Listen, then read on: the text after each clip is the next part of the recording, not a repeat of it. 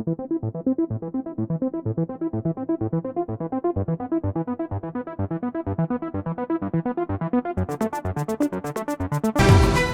you know what are the secret ambush tactics of the United States Army's airsoft snipers?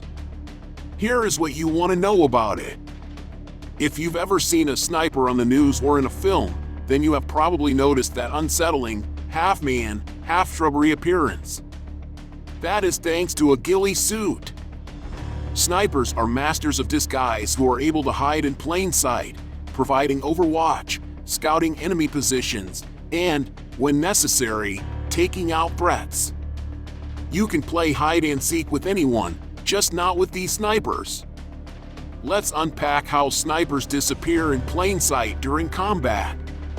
Ghillie suits are the key for a sniper to disappear into his surroundings. The word ghillie is an old Scottish term for a special kind of game warden. Ghillies had the responsibility of guarding the wildlife on the grounds of their lord. The ghillies will occasionally stalk the prey by lying still in the grass while hiding. They would wait for a deer to walk by without warning before they would jump out and catch it with their bare hands. The ghillies would then transport their catch back to the keep so the lord may engage it in a mock hunt in the castle courtyard. Students from the U.S. Army Sniper Corps take part in a test of the toughness of a soldier's ghillie suit known as a ghillie wash. The sniper course's second week includes this test. The ghillie wash is used to season and condition the military's ghillie suit in order to improve its ability to absorb color and to make it appear more organic and earthy. Additionally, it enables them to identify any potential weak places in their ghillie suits and determine whether anything will rip like the netting. To support the sniper's torso when he is lying on his stomach for hours or days at a time, the belly of the uniform is strengthened with thick fabric. The uniform has camouflage netting added to it. Jute that has been torn and other shredded fabrics are fastened to this netting. Ghillie suits are frequently painted to blend in with the surrounding terrain. To further disguise the ghillie suit, the netting can be adorned with natural components like twigs, vines, and branches. The ghillie suits created and put through their tests during training will be used in battle by these potential snipers. Ghillie suits sold in stores often cost between $200 and $400. Everything begins with the foundation.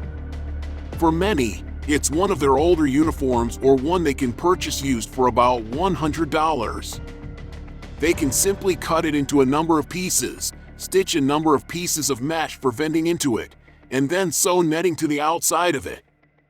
Netting is used to conceal the sniper's silhouette and to fasten both natural and artificial camouflage to the suit.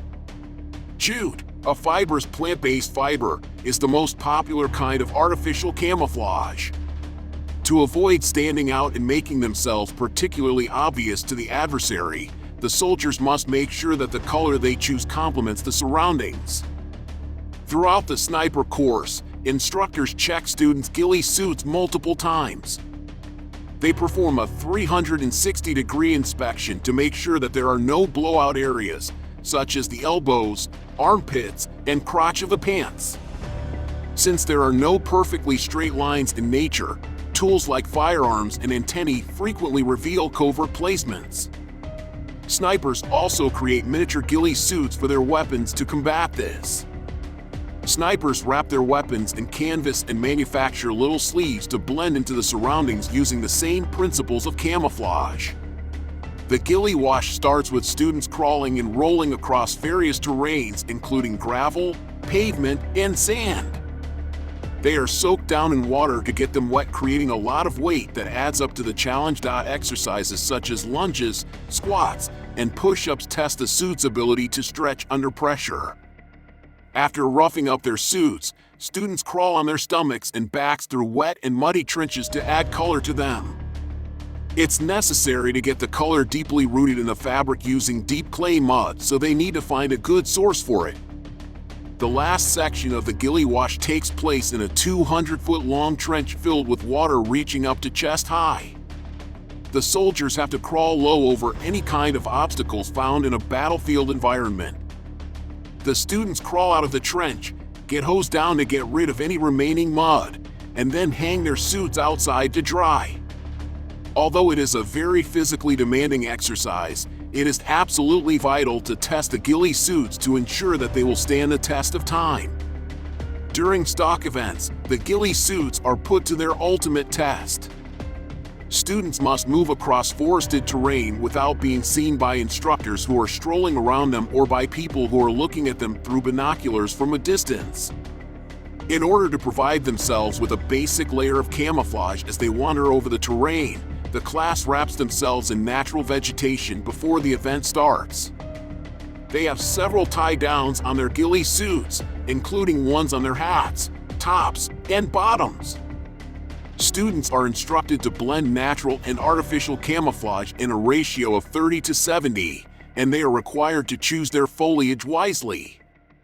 Once the class enters the woods, they must keep a low profile, moving slowly and deliberately to avoid drawing the eye of an instructor. As the foliage around them changes, the students swap out the natural vegetation on their ghillie suits to match their environment.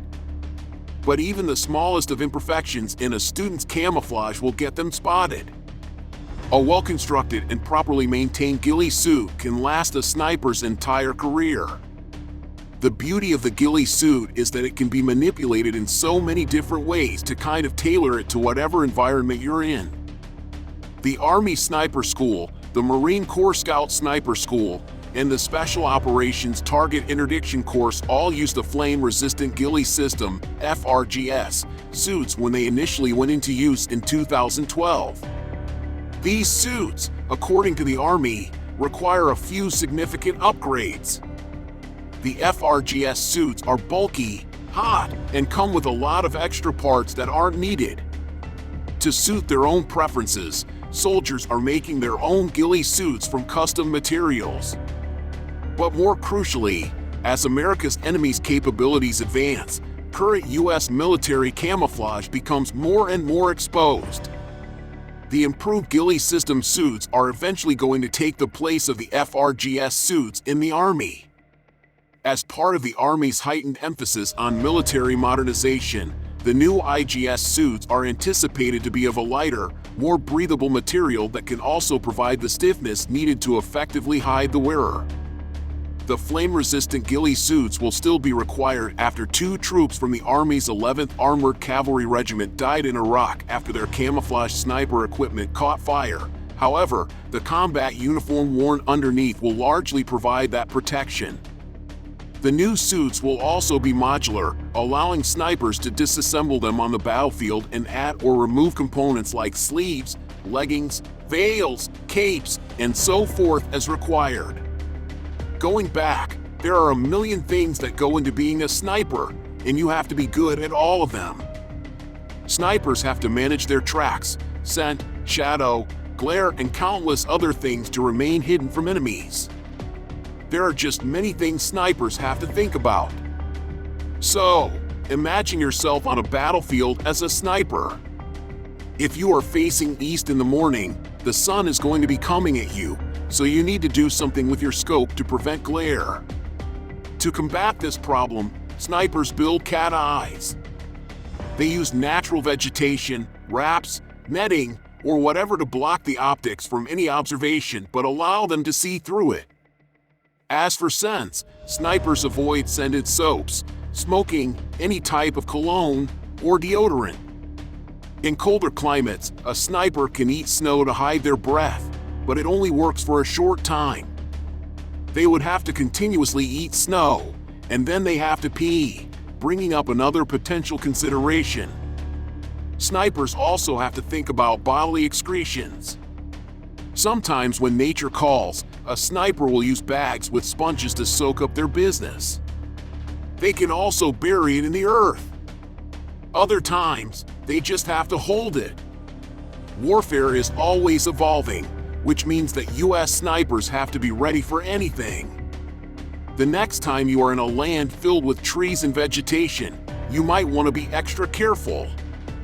Who knows if someone could be crawling under the bushes in their ghillie suits?